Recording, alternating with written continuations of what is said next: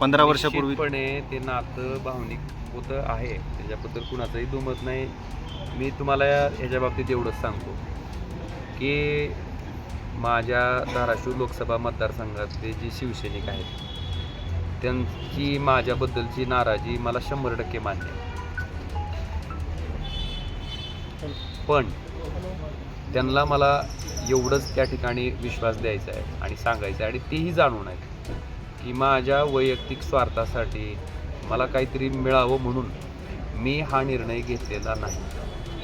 हा जो निर्णय आहे तो केवळ आणि केवळ जी कुचंबणा मागच्या कालखंडामध्ये त्यांच्या बाबतीत झाली, एका मंजुरी दिलेल्या ट्रान्सफॉर्मरला 3-3, 4-4 वर्ष नवीन इस्टिमेट करून त्या ठिकाणी त्यांना माझे दरवाजे, माझी उंबरी झिजवावी लागली, आणि केवळ विरोध ही पक्षात असल्यामुळं मिळणाऱ्या निधीचं जो त्रास सामान्य माणसाला सहन करावा लागला, मला वाटतं तो त्रास त्या ठिकाणी त्यांना होऊ देणार नाही, ह्याच्यासाठी हा निर्णय घेतला आहे. आणि विश्वास ठेवा, मी घेतलेला निर्णय निश्चितपणे आपल्याला भविष्यकाळात माझ्या कामाच्या माध्यमातून मी दाखवून देईन. आज एक उदाहरणच तुम्हाला सांगतो की त्या ठिकाणी सांगितलं गेलं की ओमराजेला 18 कोटी रुपयाचा भरघोस निधी एकनाथ शिंदे साहेबांनी नगरविकास विभागातून दिला आहे. हा कुठला निधी होता? ज्या निधीला आठवडी बाजाराच्या 2022 मध्ये स्थगिती दिली गेली होती, आणि हायकोर्टाचे उंबरटे झिजवल्याच्या नंतर सुद्धा तो निधी आम्हाला त्या ठिकाणी धाराशिव शहराच्या विकासासाठी मिळू शकला नाही. तोच निधी आज ह्या सत्तेचा वापर करून जर आठवडी बाजारासाठी 8 कोटी रुपये असेल, छत्रपती संभाजी उद्यानासाठी त्या ठिकाणी निधी असेल, महासाहेब जिजाऊ उद्यानासाठी निधी असेल, हिंदुहृदय सम्राट शिवसेना प्रमुख बाळासाहेब ठाकरे उद्यानासाठी निधी असेल, तर आपल्या शहरातल्या लोकांना आज फिरायला जाण्यासाठी एकही ठिकाण नाही. ते ठिकाण त्याच्या माध्यमातून तयार होणार आहे. आठवडी बाजारातली जी दुरावस्था होती, आठवडी बाजारातला जो गलिच्छपणा होता, तो सगळा त्या ठिकाणी नीट होणार आहे. मग ही कुचंबणा जी सर्वसामान्य माणसाची होते ती दूर करण्यासाठी जर हा निर्णय घेतला असेल, तर त्याच्यासाठी द्यावं लागणारं विष, टीकेचं, त्या ठिकाणी सोशल मीडियावरच्या कमेंटचं मी ते सहन करायला तयार आहे. पण लोकांना एवढंच सांगायचं आहे की मी कुठल्या माझ्या वैयक्तिक स्वार्थासाठी जात नाही. मी केवळ आणि केवळ धाराशिव लोकसभा मतदारसंघातला जो मागासलेपणाचा शिक्का आहे, जो की पुसून टाकणं ही माझी प्राथमिकता आहे. त्याच्यासाठी हा निर्णय मी घेतलेला आहे. आणि आपल्याला मी वारंवार सांगतो की मंत्रिपद घेण्यापेक्षा त्याच्यासाठी आवश्यक असणारी जी कामं आहेत त्याला माझं प्राधान्य असेल. मग उद्योग धंद्याच्या बाबतीत असेल, तिथं नवीन उद्योग यावेत त्याच्या बाबतीतलं असेल, आपल्या माहितीसाठी त्या तेरणा आणि मांजरा नदीवरचे बॅरेजेस आम्ही त्या ठिकाणी तयार केले होते, ते बॅरेजेस करणं असेल, आपल्या माहितीसाठी कृष्णा मराठवाडा सिंचन प्रकल्पाचा त्या ठिकाणी समावेश राष्ट्रीय प्रकल्प म्हणून केंद्र सरकारकडनं त्या ठिकाणी मदत मिळणे असेल. आज अनेक सबस्टेशन ओव्हरलोड आहेत, लाईट व्यवस्थित चालत नाही, त्या शेतकऱ्याला वीज मिळत नाही, पाणी असून शेताला देता येत नाही, ते सबस्टेशन असतील, त्याच्यावरचे ॲडिशनल पॉवर ट्रान्सफॉर्मर असेल, लिंक लाईन असेल, सिंगल फेजिंगची व्यवस्था असेल, फिडर सेपरेशन असेल, ह्याच्यासाठी केंद्र सरकारचा जो भरघोस निधी आवश्यक आहे तो निधी आणून त्यांच्या अडचणीतनं मोकळी करणं, त्यांना मदत करणं, त्यांना न्याय देणं, ही सुद्धा लोकप्रतिनिधी या नात्यानं माझी जबाबदारी आहे. आणि त्याच्यासाठी काही काळ या सगळ्या गोष्टीच्या टीकेचा सामना करावा लागला, नाराजीचा सामना करावा लागला, तर त्याच्यासाठी मी तयार आहे. पण त्यांना एवढाच विश्वास देतो की माझं आचरण इथल्या लोकांनी अनेक वर्ष बघितलेलं आहे आणि ते मला चांगल्या पद्धतीनं जाणतात.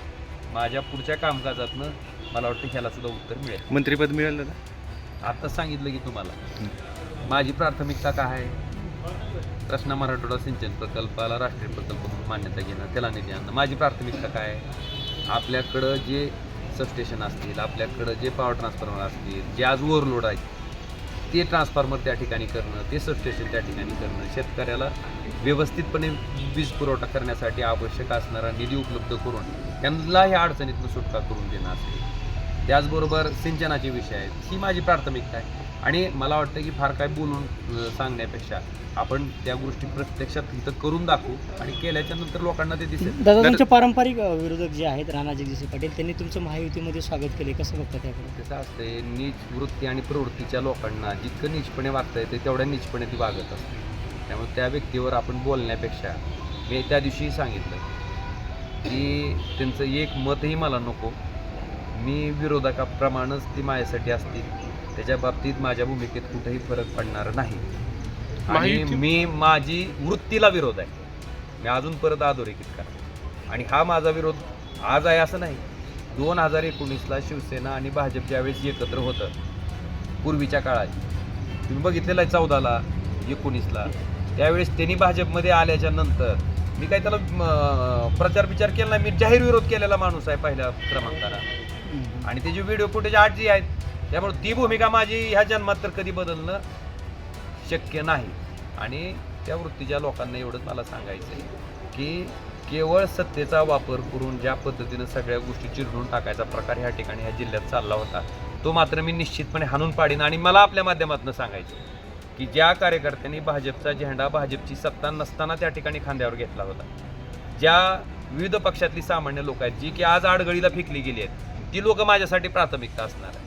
आणि निश्चितपणे त्यांना माझा स्वभाव माझं काम त्या लोकांना माहिती आहे. त्यामुळे त्या लोकांचा विश्वास माझ्यावर असणार आहे आणि सामान्य माणसासाठी काम करण्यासाठी मी आलोय आणि ते करून दाखवून कामातनं मी ह्याला उत्तर देईन. दादा तुमच्या एक जिल्हा परिषद नगर परिषद आणि ते दिसल ना रे.